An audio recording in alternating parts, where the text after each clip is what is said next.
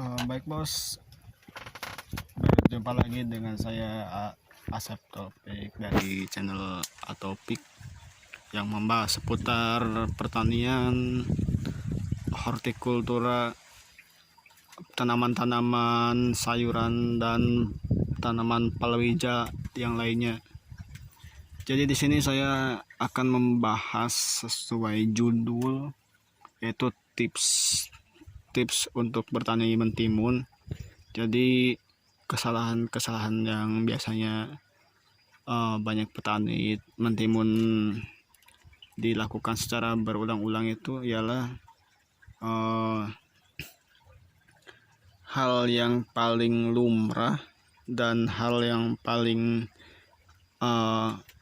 paling sederhana dan yang paling kecil, tapi petani itu tidak tahu atau tidak ngeh untuk menyadarinya.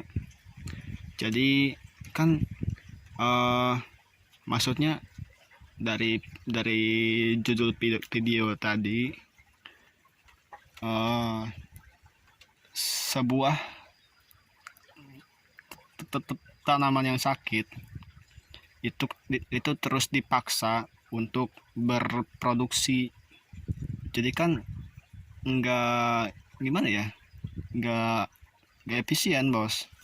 Yang ada tanaman tersebut jadi tambah sakit. Contohnya kan mentimun ini kan tuh daunnya pada menguning. Yuk.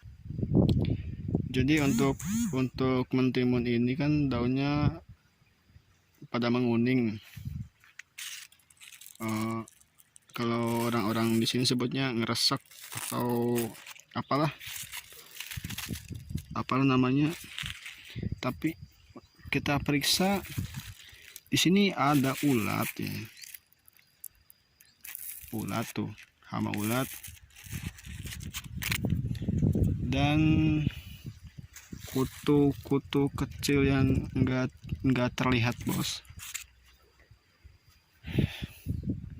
Sebenarnya ini baru dipetik kisaran 3 kali, bos. Baru 3 kali petik, tapi kondisi mentimunnya ini udah begini, udah dibilang termasuk parah.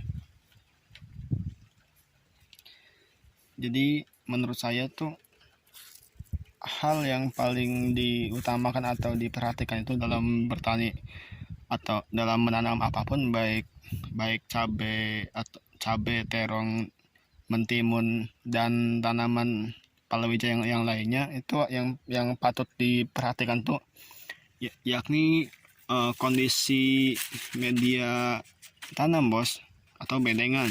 Jadi ini kan saya raba-raba kan di sini bedengannya keras. Ya keras terus. Ini udah ditanami kisaran 5 kali. Untuk ditanami timun ini udah 5 kali, bos. Ini belum diganti atau di. Oh, baik bos, kita lanjut lagi video tadi karena memori HP saya tipis. Jadi kembali lagi pada topik. Jadi hal yang harus diperhatikan dalam bertani mentimun itu tanah. Yang pertama tanah, kegemburan dan kecukupan unsur hara dan keseimbangan pH tanah. Jadi kan sudah dipastikan kenapa tanaman mentimun ini baru 3 kali sudah menguning atau kresek daun. Ya sebenarnya sih bukan karena dari hama, bos. Kalau lihat sih enggak terlalu banyak hama, cuman ulat doang. Ya kalau ulat kan disemprot pakai obat hama atau insektisida yang berbahan aktif apa itu gitu. Itu bisa mengendalikan hama ulat. Tapi kan yang jadi faktor utama dalam kesuburan tanah atau bagusnya tanaman mentimun kita itu ya dari media tanah. Ini kan udah 5 kali, bos ya, 5 kali ditanam, tapi belum diolah lagi bedengannya, ya jelas bos kayak gini. Ya yang pasti nilai pH tanahnya pun udah asam ini, jadi udah bisa disimpulkan. Ya jadi kita semua bertani kan mau untung banyak, untung besar. Ya ini gimana kita mau untung besarnya bos, kalau baru 3 kali udah menguning begini. Terus yang kedua itu pada ini nih, batang tunas air. Sebenarnya yang paling baik itu, baik tanaman apapun itu, kita harus membuang tunas air yang setidaknya bakal mengganggu batang utama dari batang tanaman mentimun kita bos. Jadi nih contohnya tunas air yang seharusnya dipangkas seperti ini.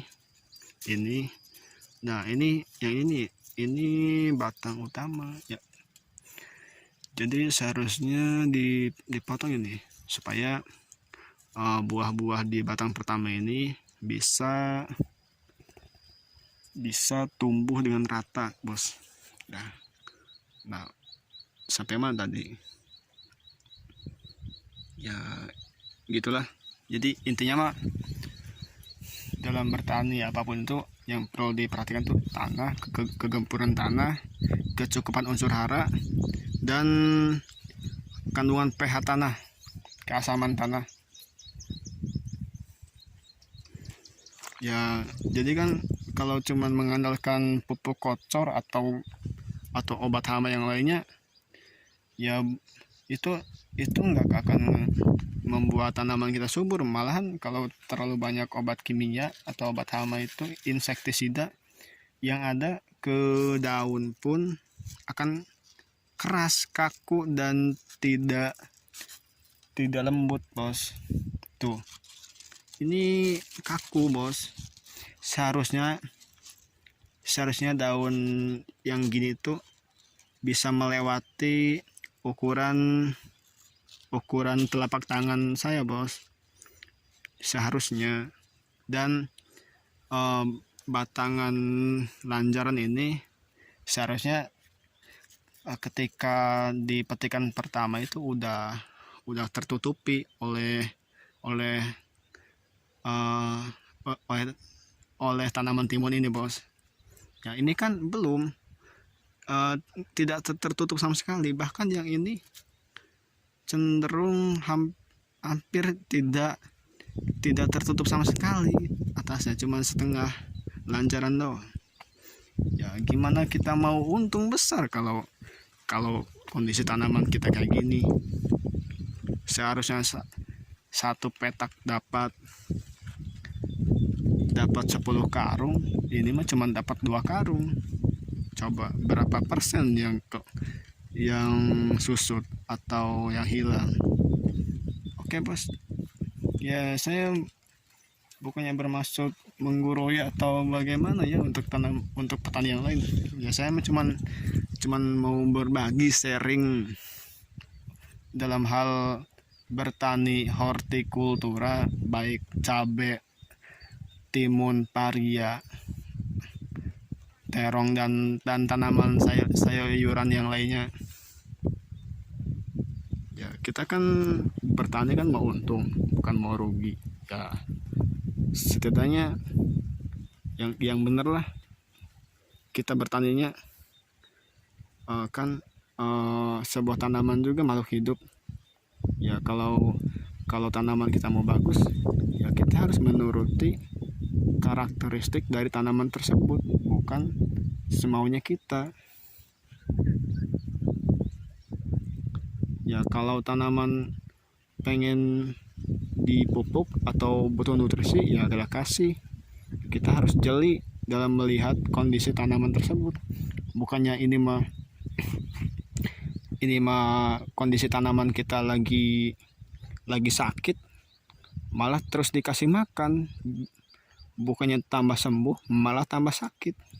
Seharusnya tanaman sakit itu diobati, jangan dulu dikasih unsur nitrogen atau JPT yang lainnya. Seharusnya diobati dulu pakai pupuk cair organik, pakai fungisida atau zat-zat yang memperbaiki lah, bersifatnya mengobati dulu. Nah, kalau udah sembuh, nah baru kita kocor lagi, pupuk lagi, pakai JPT lagi. Ya nggak beda yang manusia. Kalau manusia sakit disuruh bekerja, ya ada nama sakit, nama parah, Bos. Ya itu gitulah. Bagi petani-petani yang lain, kalau ada yang berbeda pikiran atau berbeda apalah dengan ucapan yang tadi saya, ya tulis saja di kolom komentar, nanti kita bahas. Jadi ayo kita saling berbagi ilmu tentang pertanian. Tidak ada ruginya, Bos, kita berbagi ilmu. Malahan kalau ilmu kita bermanfaat, itu semua akan berguna dan kebaikannya terus mengalir. Oke, Bos. Yuk, mari, Bos. Assalamualaikum warahmatullahi wabarakatuh. Jangan lupa dukung channel saya dan dengan subscribe dan komen dan yang lainnya. Waalaikumsalam warahmatullahi wabarakatuh.